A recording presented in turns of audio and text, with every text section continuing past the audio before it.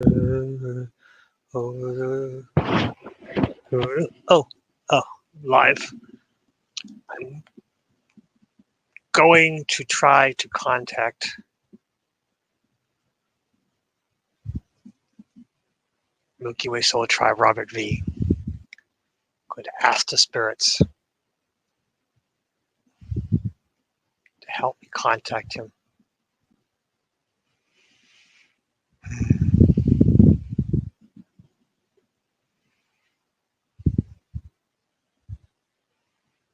Yes. Mm-hmm. Yes. I understand. Mm. Yes. Mm. Yes. Okay. Seems to be that I am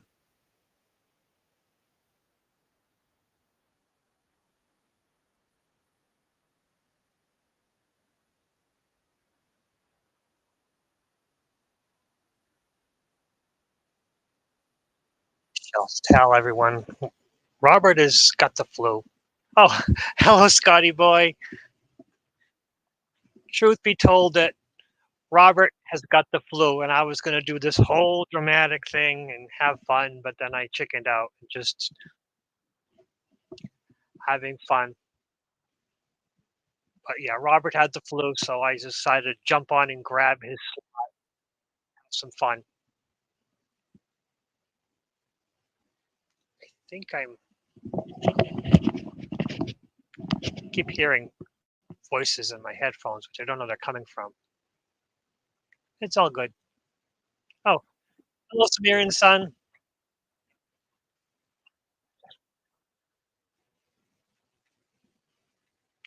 I figured it out. I had the other video going live too. So I figured I'd just goof around and try out my Streamyard and see what I could create. Had all these crazy ideas to goof around and have some fun, but I chickened out. So I'm just gonna go and just put out this video and hopefully make something of quality. Well, maybe not. Doesn't really matter. No one's watching. Yeah, the red robe. I've had this for years. Never actually wore it. It was fun. I got the red mask too. Had horns. I don't know where the horns went.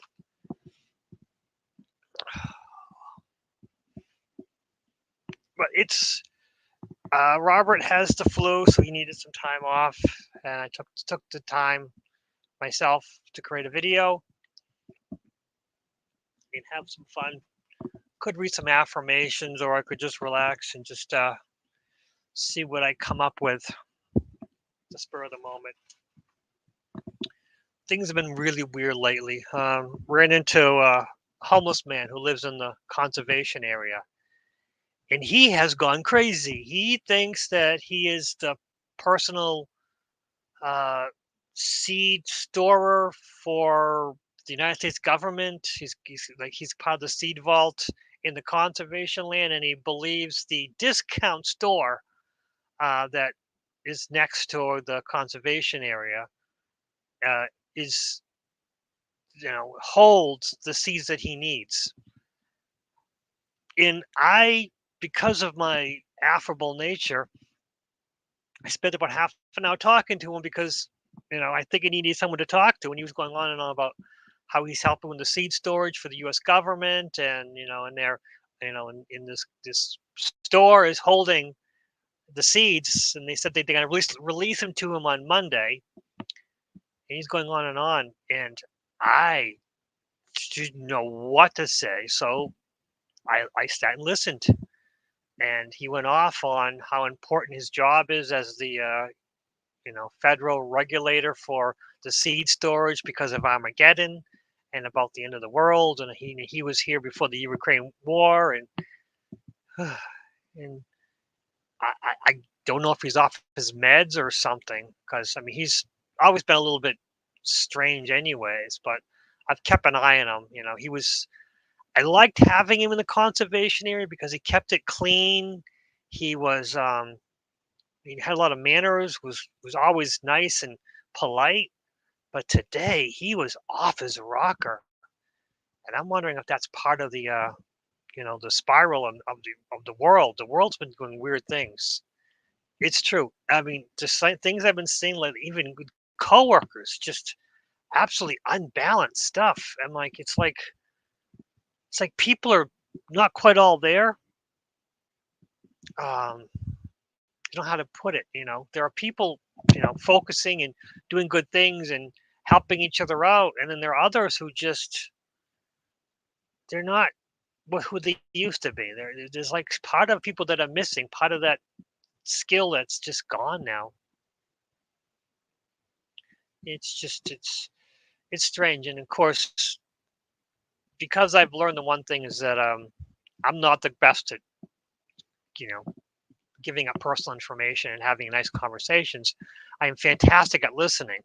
So everyone likes to talk to me because I don't have much to say, but I'll listen and I contribute. I actively listen, so I know what they say and I can respond back what they say. But you thrive in chaos. Unfortunately, that's also what I do at work. I'm the go-to guy because when stuff hits the fan, I'm the one that people come to because I'm the calm, rational person who knows how to pull out a solution from nowhere.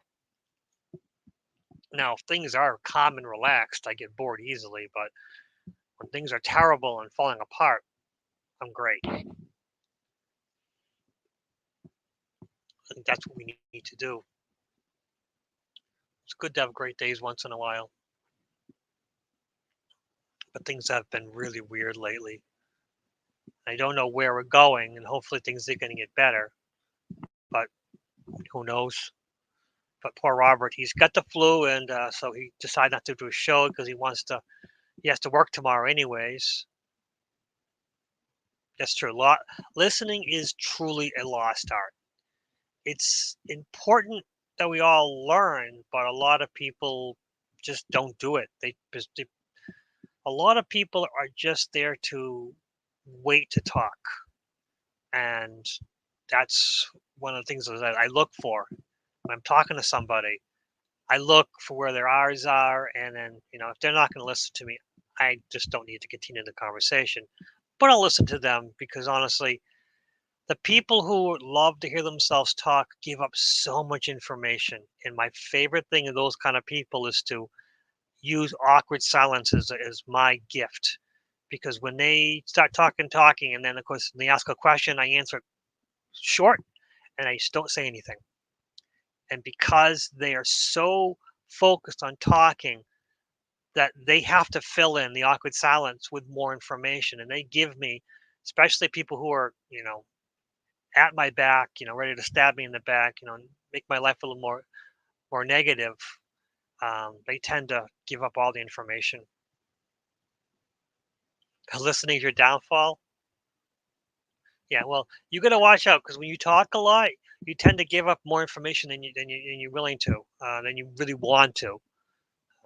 That's something that unfortunately, I'm a good person, but I'm also, the bad person is inside me looking for information, always looking for information, and I will listen and I record everything.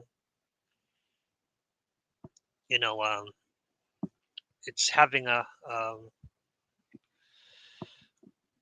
idyllic memory where you can remember a lot of things. They call it those with photographic memory. It's a skill, having all that information. But that's true. Listening is hard, talking is easy, but it's not. People who have limited social skills, listening is my favorite thing because interacting with other people is just I just don't trust most people. That's just the truth. It's good to share. I share information. I love to help people, but I trust very few people. I am my job is I'm higher up, but I don't have any people below me because and they think that I don't have managerial experience, and I don't let them know that. But 20 years ago, I was a manager of 20 people, and I had, one of the most prolific, productive groups of the company. And the problem was my group, because it was so productive, it put a negative impact, or it reflected negatively on the other two groups. And one of those groups was run by the best friend, or of the CEO, the big guy. And the big guy wanted to know if my people were cheating, or cutting corners, and blah blah blah. And what are you doing? Why? What are they hiding? And I'm like, they're not hiding anything. I says, basically, if no issues and no errors happen during my week, on Fridays I bring in pizza. And you go, does the company pay for that? And I'm like, no, I pay for that one out of my money. It's like, you're using your own money to buy pizza. You know, you know, you blew his mind. But I mean, and so what do you get out of it? And I'm like, I get I got happy employees, and eventually, after a little while, it just got so difficult. So I ended up moving on to another company, realizing that if you're a good employee, unfortunately, if you're too better than the the manager's pet, even if you're the best employees, sometimes it doesn't work out. So, and eventually, I left, and the department just imploded on itself, and the company I'm closing down. And it wasn't me. It was just I was just one of the many things that fell apart, because when I left, other things happened and other people left. It was a fantastic company. They were doing great things, but because of the mismanagement and the micromanagement, it just couldn't work out. It's always good just to lay things on the line, good or bad. Just let everyone knows.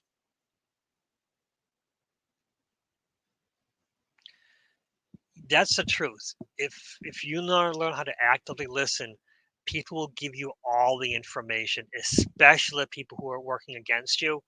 They will tell you. They might not tell you directly, but they'll give you the information. If you have half a brain, you can put the pieces together and know what they're up to.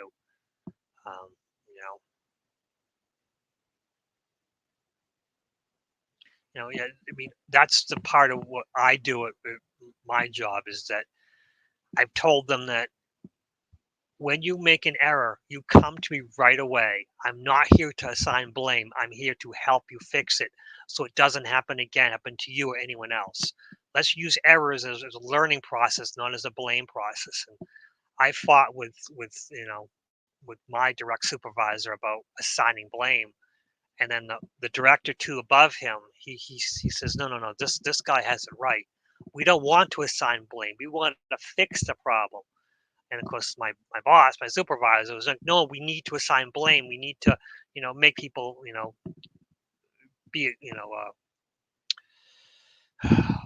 pay for it. But they need to be responsible for their mistakes. It's not about being responsible. It's about taking the mistake, finding out what it is, finding out what caused it, making the whole picture. Employee error is there, yes, but there's something that contributes to employee error. When people make mistakes, they don't want to make a mistake. No one wants to make a mistake. So you got to come and say, and if that person is incompetent and they're making a mistake because they're incompetent, well, we have to get rid of them. But other than that, if they're a good employee, we have to understand why the mistake was made, whether the instructions are poor or they have too many things on their plate, which happens a lot of times. I'm not in charge of anybody. I'm there to help them when mistakes are made and help them walk their way through it. So I'm in a unique scenario where, I don't blame anyone. 100%. Knowing what to say is more important actually than when, it's basically listening, knowing how to listen, and taking all the pieces, and telling people that we're here to work together. We're not here to assign blame and punish. Punishment doesn't fix anything. Working together and preventing it from happening again, that's the key. And that's where the director comes to me, and that's, unfortunately, it puts me in a weird position with my supervisor when the guy three steps above him wants to talk to me every couple weeks. He's also asked, do you schedule these things? And I'm like, I don't schedule any of them. I'd rather not have these meetings, waste a half an hour to an hour of my time talking to him. But I'm not going to deny the director. And then my supervisor, well, I'll try to reschedule it for you. No, it doesn't work out that way. The director says, no, I'll talk to him directly about this. The director would rather work directly with me than actually having to have it assigned through my manager, who would rather not talk to the director. Yeah, punishment does not fix anything. Punishment just makes things worse. I explained to my supervisor that when you punish people, when they make the mistakes, they try to hide it. They not, oh, this is a little, but when they try to hide it, it becomes worse and worse. But when my people, well, not my people, they're people that I work with, but when they come to me with their mistake, it's on the small level. They're not hiding it. It's like, okay, let's work this through. Let's prevent this from getting bigger. Let's find out where it came from, and let's present forward. Always a path forward. I'm always looking for a path forward. And that's when when my group is, the errors are smaller, and I can explain everything. And then of course I get the third degree in the morning about, because I work nights. I get the third degree, like what happened and why this happened, and what this and this, and I gotta tell the guy, no, this is irrelevant information. All the information is right there in front of you. What you need to know, what you're asking, does not actually focus on the issue at hand, which has been resolved. I've had that a lot where situations were already resolved and fixed and moved forward, and he wanted to know. Oh God, yeah, it's it's not actually my supervisors anymore. Everything got shifted around, so there's now two supervisors. The guy who's now my supervisor is great. The other one, who still talks to me all the time, he's big on taking everything, putting it under his umbrella, and using it to prove how much of a great employee he is, because he is. Honestly, the company's cracked down on sick days, not so much preventing them, but calculating where they're coming from and how many sick days people are having, because we have unlimited sick days. Supervisor has had a lot of sick days where he just a lot of sick days, and it's come to pass where they actually looked into it. Before it was just let it go. We trust people. Well, it's all written down. It's all computerized. The computer knows everything. So it came up, and now they're having spreadsheets show where the sick days. But they said, okay, we're starting now, and he was very much against it. So now he has to do things to prove how much of a great employee he is. And that's the most important thing about life, is finding yourself in positions and not looking for blaming other people, but finding where the problems arise from and fixing things as they are. And a lot of times I'm sitting there looking through documents and realizing, okay, this isn't a problem. How can we expedite this situation and make it work better for everybody? Sometimes the correct things is hard to find. It's one of the things I pushed is that what's okay with me might not be okay with someone else. And when that happens, I got to talk to them and says, okay, what's your problem here? And, let me see. I don't say you're wrong, this isn't a problem. I say, what's the problem? How can I understand where you're coming from? What's your perspective on this? That's another thing that I've learned, that, you don't tell people, you know, how they're mistaken. You tell people, tell me how I can understand your perspective, so I know, you know, so we could be on the same page. And I'm always saying that to people. Can we be on the same page with this? Can I understand where you're coming from?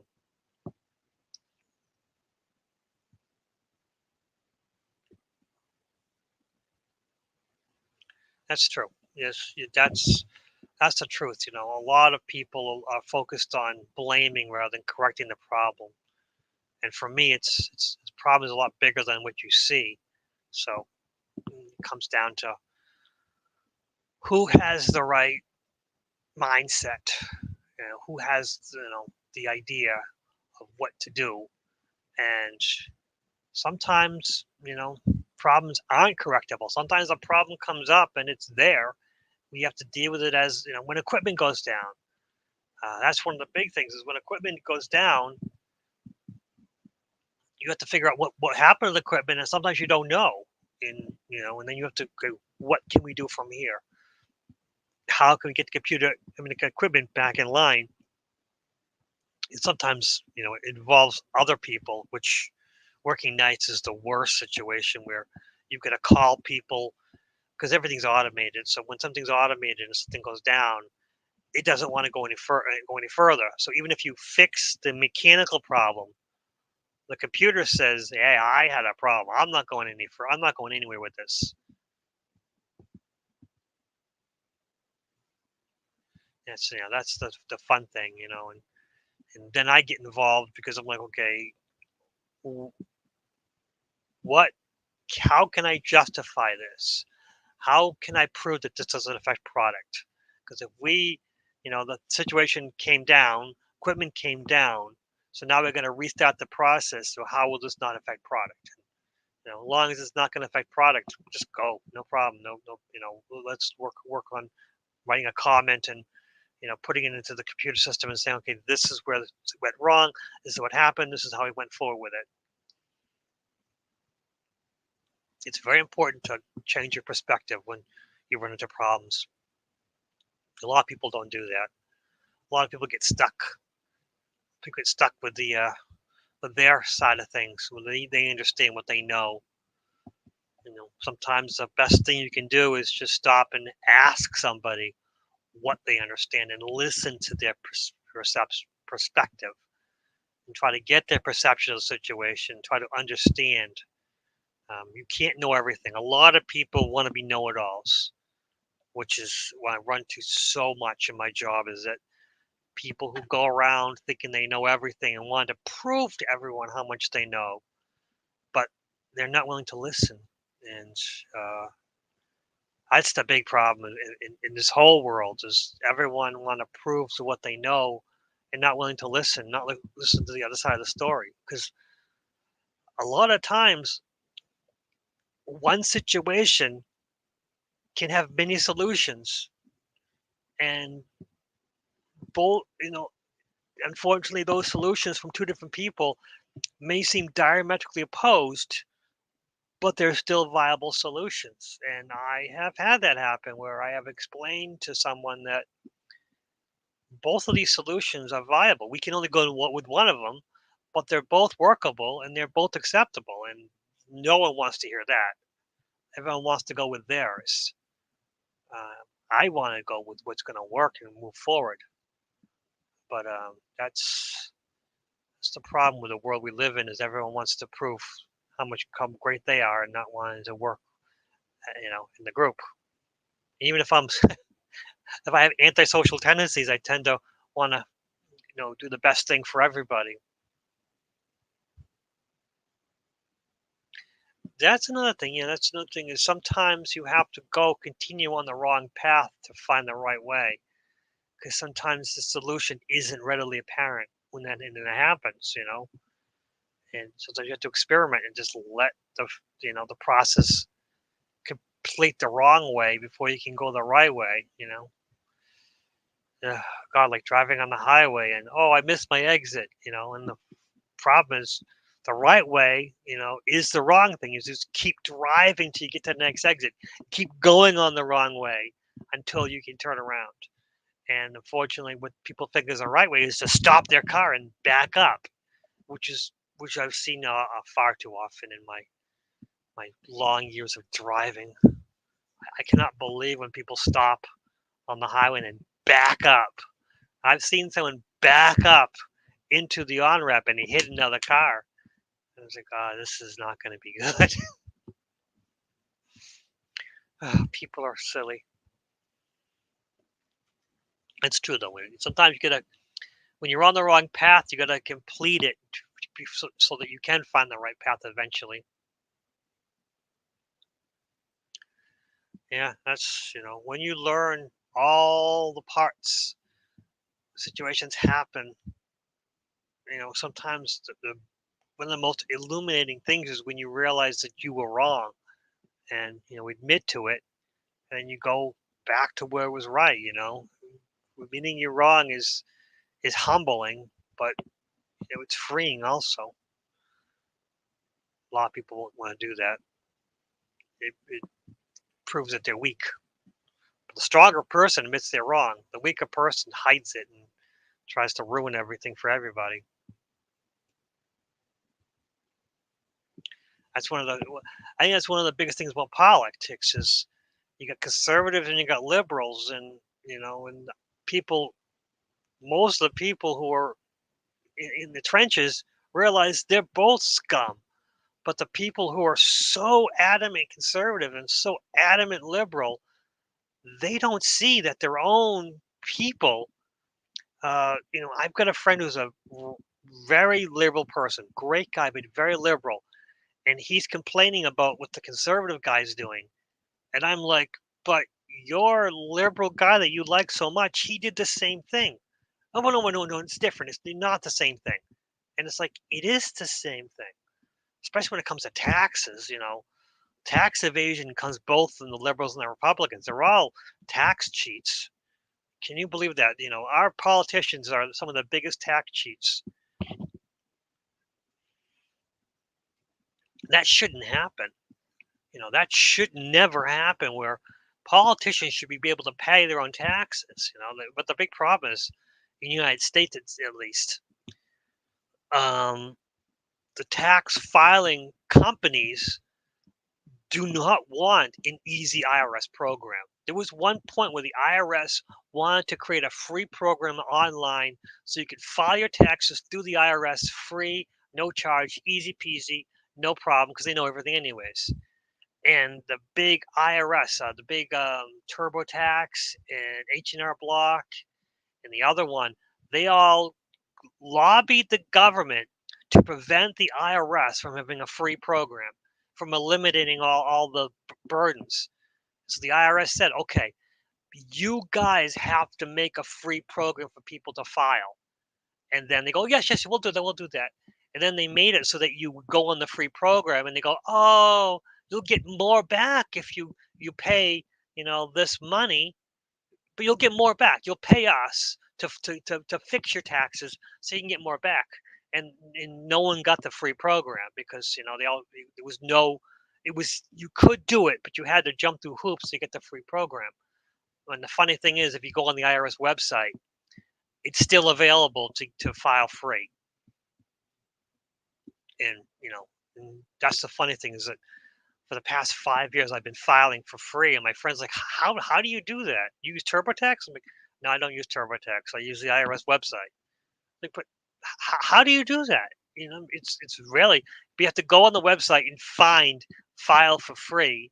And it's simple, and then of course they have it. So there's two programs where you have to do the federal one and then you have to do the state one. But the federal one ties into the state one. But, people don't understand that they go, oh, well, I have to go to TurboTax, I have to go to H&R Block, or I have to go to the other one. That's the problem. Corporations have ruined everything in the world. Corporations have tied down all democracy, and there is no such thing as democracy. It's TurboTax is basically it's an online program to file taxes in the United States of America. It's a scam. It's a big scam. They say file for free on TurboTax, but you really can't because the way the program is, once you put everything in, that's when they tell you, oh, in order to get the biggest refund, you have to pay a little bit, and then there are little things, and oh, we'll represent you for so much more if you get audited. And unfortunately, the way the IRS works is you get audited every so often anyways, and I've been audited a few times, and it's not that hard. If you get audited, they're like, yeah, just here it is, this is what you owe.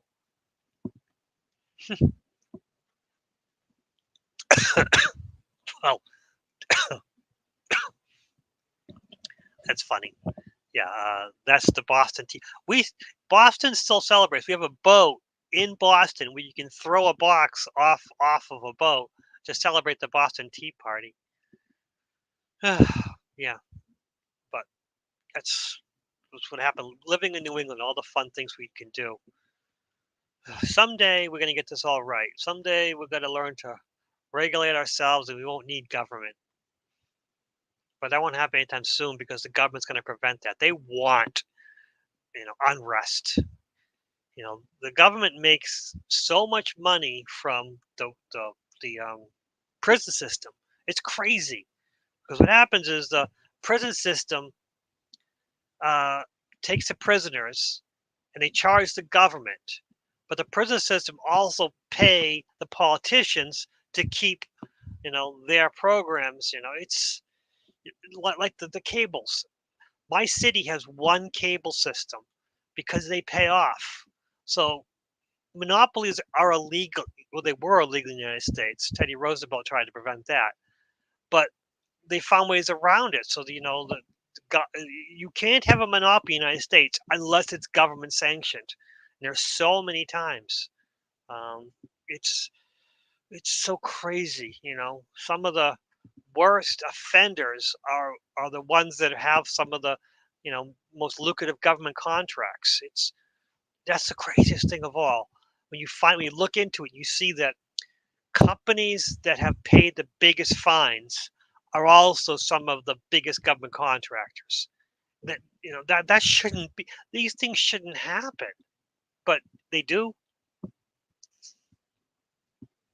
I'm being careful because I'm not naming names, but I could easily name names and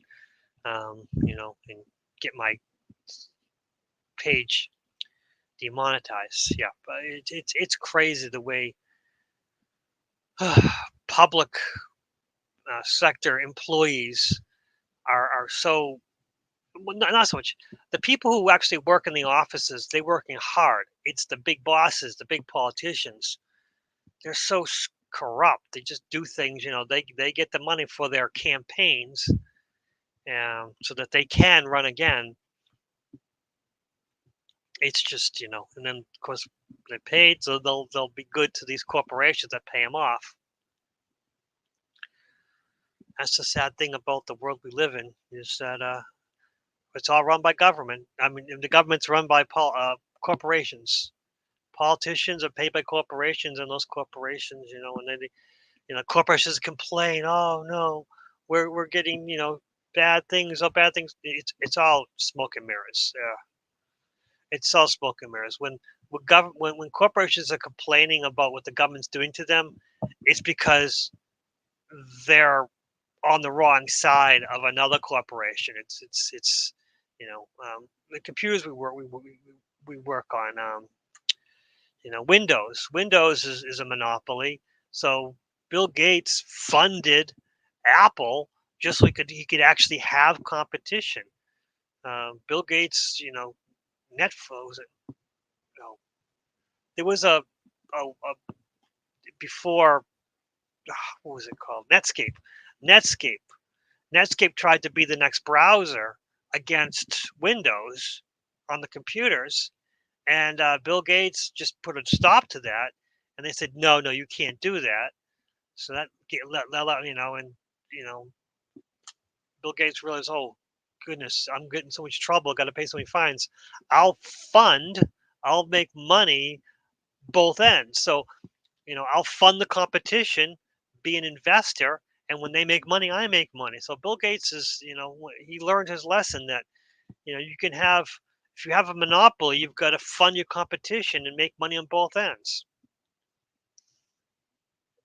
There are so many corporations where the same people own both companies, food companies, entertainment companies. It's they've made it illegal for certain people to own so many media. Um, you know, ABC, NBC, CBS, and in the newspapers. A single person can't own a lot of them.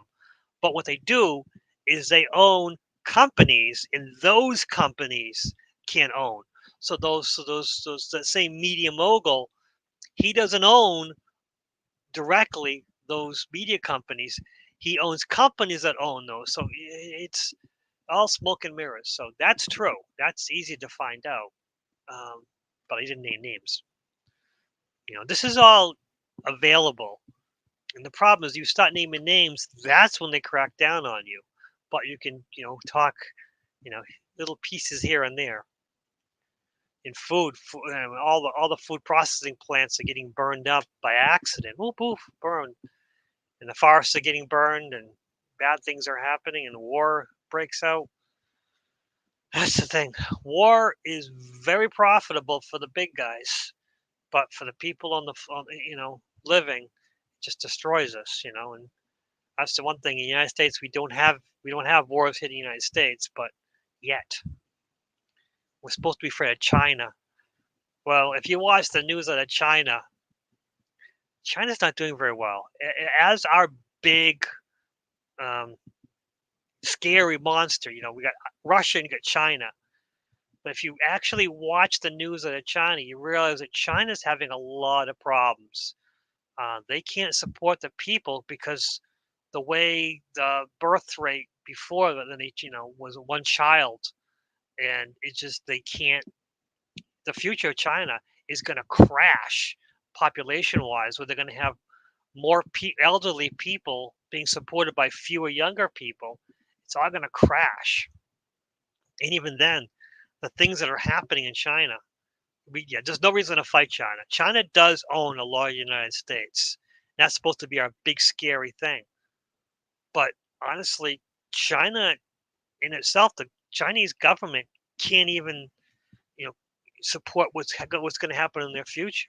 Chinese government's going to fall because it's just so much older people are going to age out, and there's not going to enough people, young people to control it, and then the Chinese government is just not going to be able to control anyone, because it's not going to have anything to control.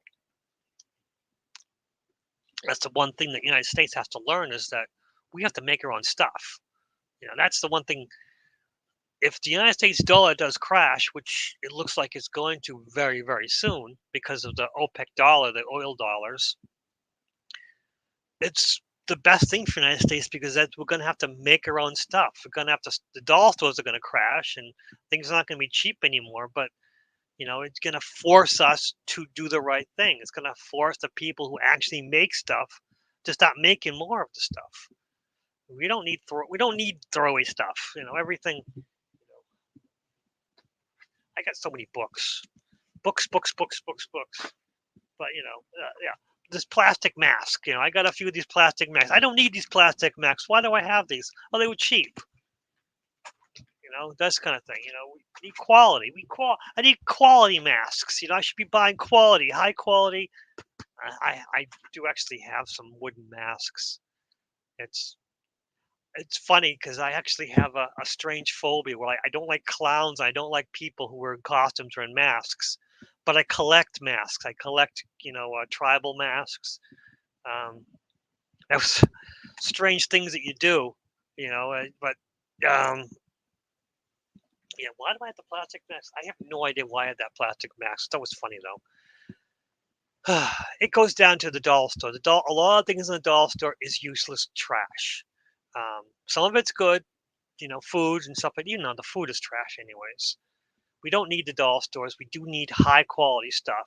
It's the most important thing. My wife was commenting that she's been only eating fresh fruits and vegetables lately, and it's kind of expensive. I'm like, actually, in the whole scheme of things, fresh fruits and vegetables might seem expensive in the short term, but they're more filling. You eat them and they fill you up. They actually keep you healthier. They keep you more active, keep you healthier. And well, the cheap stuff's full of sugar and make you fat, and that's not as healthy. So in the whole scheme of things, buying fresh fruits and vegetables is better for everyone, for yourself especially. But my wife just got over cancer, and so her eating fresh fruits and vegetables is much better. Well, for me, I've been taking so many vitamins just to keep myself awake at night. 100% cash talks and BS walks. It is crazy how much money is just short term. We always think short term, the money, and money. But quality, quality costs a little bit more, but in the long run, quality, lasts. But that's the world we live in right now, and it's got to go through a few painful shifts before it gets better, but it'll get better. Yeah, well, as long as she takes care of herself. The one thing my wife does still is smoke, although I used to smoke, but I quit a long time ago. But how I quit was a bizarreness. But my wife still smokes, which is, I was hoping that going through chemo and all this stuff would help her quit smoking, but it didn't. That's one thing about smoking is that there is no good quit for everyone. There is no perfect quit for everyone. Um, the only good quit is the one you find for yourself. And I mean, I had tried dozens of ways to quit, and they all failed except for the one which is nothing that anyone talked about, which is I had no quit date. I just let it go, ignored the whole thing. Don't even remember the quit date. Just moved on. Didn't think about what I was saving. Didn't think anything. It was because I had an app which would tell me. This is my favorite thing about quitting is talking about cigarettes. Is that I had an app that told me how many cigarettes I saved, how many years I saved myself from not smoking, how much money I saved from not smoking, and all these great things. But with the app is I could smoke like one cigarette once in a while, and and like, okay, you faltered. But the problem was that one cigarette every day or so made me so high with such a great smoke that it became like it became a reward system. And then and I had to, and that's one of the things that one of the doctors I worked with said the worst smoker to quit is one who smokes a few cigarettes because they get that hit, that major hit. You get such a big hit when you smoke once in a while that you won't get from someone, a chain smoker.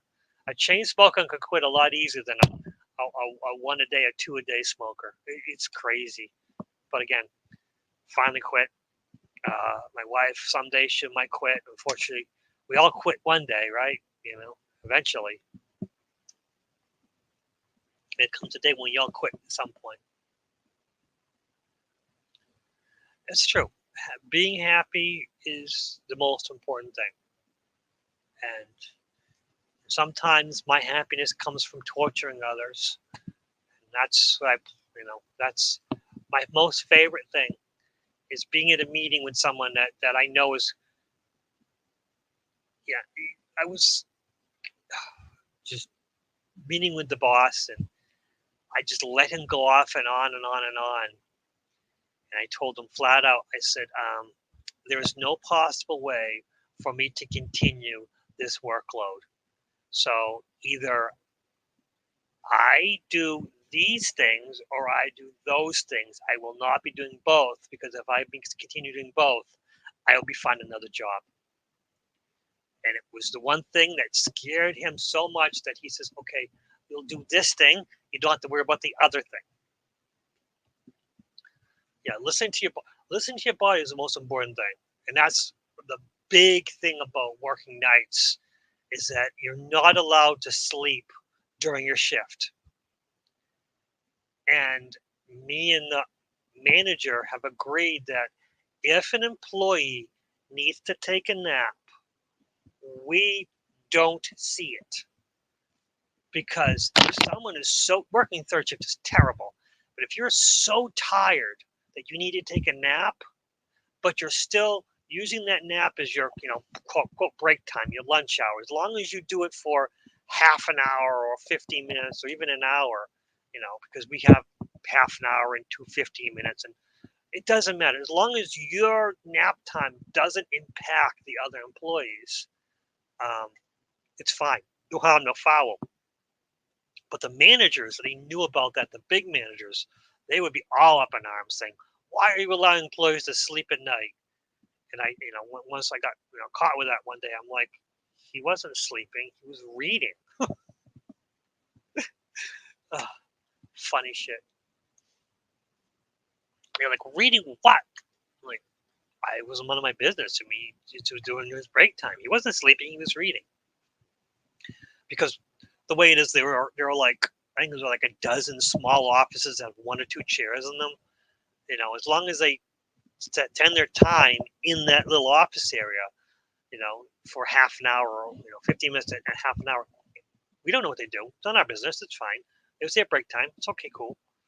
But the big bosses don't like it. So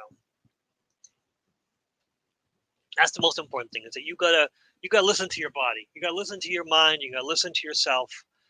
A lot of people don't listen to themselves. They don't trust their instincts. They don't trust their inner voice. That's something we all need to learn. That's probably one of the most important things that every person needs to learn, is to learn to listen to your inner voice, listen to your body, listen to your inner self, because that's the one thing that the truth is always going to be there for you if you learn to listen to yourself, because a lot of people don't do that. And sometimes it means sitting quietly and meditating. And that's the funny thing about meditations, is like, quiet your mind. You don't quiet your mind. You listen to your mind and don't interact. That's the solution. You listen with compassion. You don't defend. You don't accuse. You don't react. You just listen. And that's something that a lot of people have trouble with. Meditation is a wonderful thing when you learn to do it what's best for you. One of the funny things about walking meditation I learned is walking. I get so many great ideas while walking, and I can have conversations. Oh, Danny Staten. Hello, Danny. I'm just go off. I don't think anyone's. Just a few people watching. The most important people are all here. But are you going to have 13 o'clock live tonight? Should be a great night for that, because I've been up and about doing crazy things. But listening to the inner voice is always best. We don't do that enough. I'll be there. I'll be there at 13 o'clock live. Whatever you have, it'll be interesting.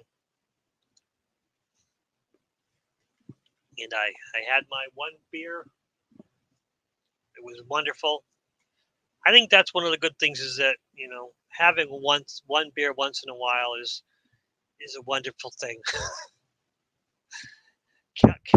Actually, I've but I've reduced coffee to such a great degree that it's helped me quite a bit, because although I need the coffee to get myself going sometimes, coffee gives me such anxiety, such terrible anxiety. Tea doesn't give that to me.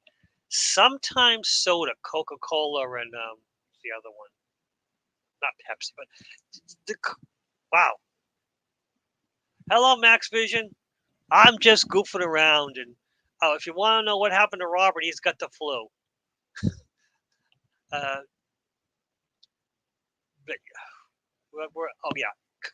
Caffeine. High amounts of caffeine too quickly, it gives me anxiety. That's one of the things I learned. It's important to learn your body, and that's one of the things. I had anxiety for years. It just came out of nowhere.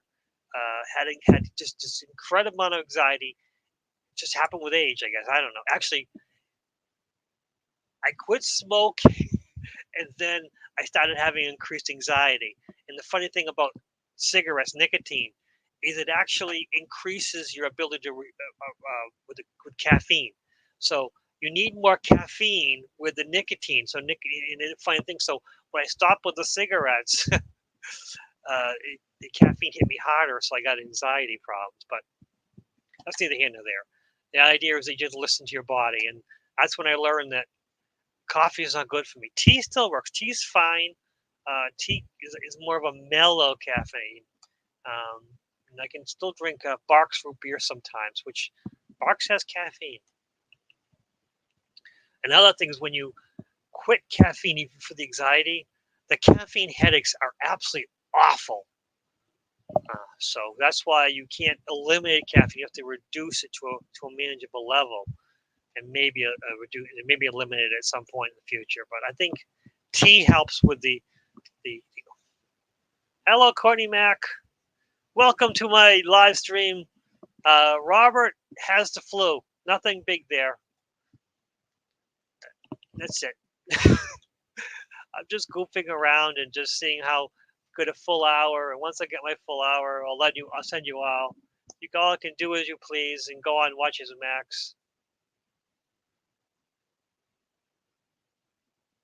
I don't know what heroin does. I don't know what crack. I've never taken crack. Never even done marijuana. I've come close, but I've never actually done any illicit drugs. I've done some stuff that are natural. There's a thing called Jamestown weed, which grows naturally. It's quite a high. It's quite a high. Unfortunately, it'll also put you in a catatonic state if you have enough of it. And it's available freely on roadsides. This Jamestown weed it's everywhere. And a little bit goes a long way. But if a lot of it was sort of the Jamestown weed, which is Jamestown, the city that, in Virginia, which gets settled by the white people, the natives said, these guys are just pains. They come out with their guns, they shoot the animals, they're just annoying to us. So while the dishes were hanging up, the Native Americans smeared Jamestown weed leaves around the bowls that they used for cooking. And they put some Jamestown weed in some of the herbs that they were using. And they left. These guys, and they weren't a problem anymore. And the problem is once the other white people came back to check on them with more supplies, they came in the whole place. The guys were like naked, just sitting in corners, defecating on themselves because the Jamestown weed had just knocked them out. They were awake and alert, but they were just so out of it. And that's the thing. So back to, I've never done any illegal drugs, but I've taken some stuff that probably I shouldn't have. Jamestown weed is one of them. Another one is belladonna. Very, very toxic plant. It's actually related to tomatoes and potatoes and peppers. Belladonna. It's a very, very toxic plant. And women would use the essence from that and put in oil and put drops in their eyes, and they would have dilated eyes back in Victorian times. That's also quite a high. But again, the funny thing is these weeds which are everywhere, a little bit of this stuff goes a long way, and it's quite a high. It's not addictive. It will kill you if you keep doing it. But again, the funny thing is that there are far better highs from stuff that you can find in your backyard than there are you can buy on the streets from a drug dealer. But that's not here nor there. That's a friend of mine who taught me those wonderful things where his house got raided by ATF. They came in, they raided his house because he was supposedly a drug dealer, because he was. But they came and they took everything out of his house. And I'm like, oh, you're screwed, dude. He goes, not screwed at all. He goes, what do you mean? They found everything. Because everything I have is legal. And I can prove that everything I have has a reason. And then, of course, they brought him up for charges, and he got scot-free. Just boom, nothing. Not a single thing stuck. Because he had a reason for everything. He had dandelion greens, which were legal, no problem, drying out. And he proved that everything he had a medicinal quality that was, and none of them were illegal. Not a single one were illegal. He didn't have any marijuana, nothing illegal in this place. But it was a lot of fun. It was just a long time ago. This was 30 years ago. This was out of college. But the funny thing is that the police coming in and just taking everything, and they took absolutely because he was kind of a hoarder. They took absolutely everything and cleaned his house. And I'm like, this is terrible. He goes, they cleaned my house for me. I'm like, but what about everything? He goes, I'm not addicted. I use this recreationally, and I teach other people. I don't sell it. So it was he didn't sell any of this to anyone. He showed them how to use it. And he sold the concept. He sold time. So It was weirdest thing where the money that he charged was going for tutoring and all this stuff. It was so great. I think he's dead now, so it doesn't really matter. He, we all get age, heart attacks come. He got legit for a while. He actually had a great job, but again, time catches up to us all. And I think honestly, the times he was, you know, cultivating the weeds in the forest, he was much more relaxed, much happier. But when he gave it all up and went to corporate America, that's when he started gaining weight and being unhealthy and working long hours, and eventually he had a heart attack. So it doesn't matter. Whatever he did, even though it was crazy, and they might have charges for it now, but I still don't think Jamestown weed is illegal. But we all have fun in life, and we all find our own ways to enjoy life and experience it.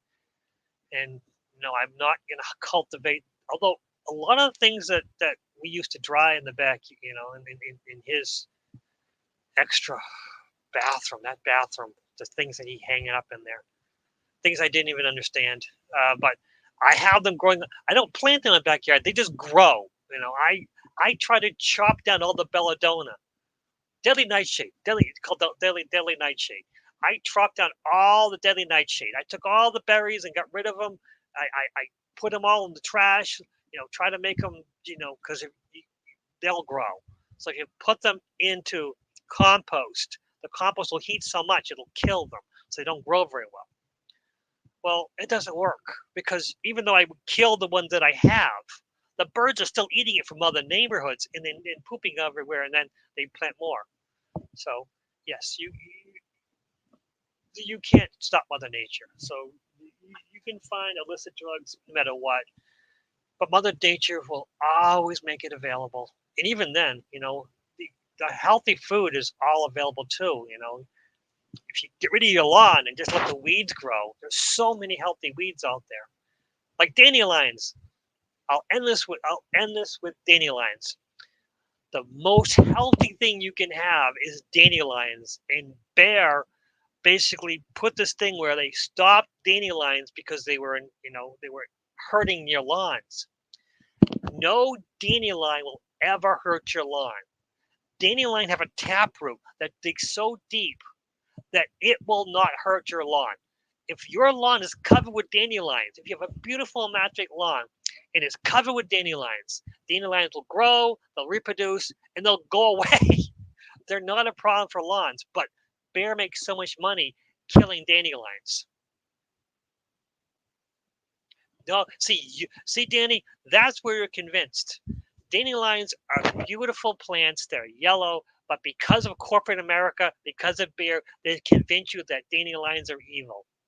Because you've been tricked by media. You've been tricked by corporate America. But that's it. So anyone watching this in the future, go out there and have fun. Be joyous. You can like this video. You can hate this video. But most importantly, whatever you're doing, what's next?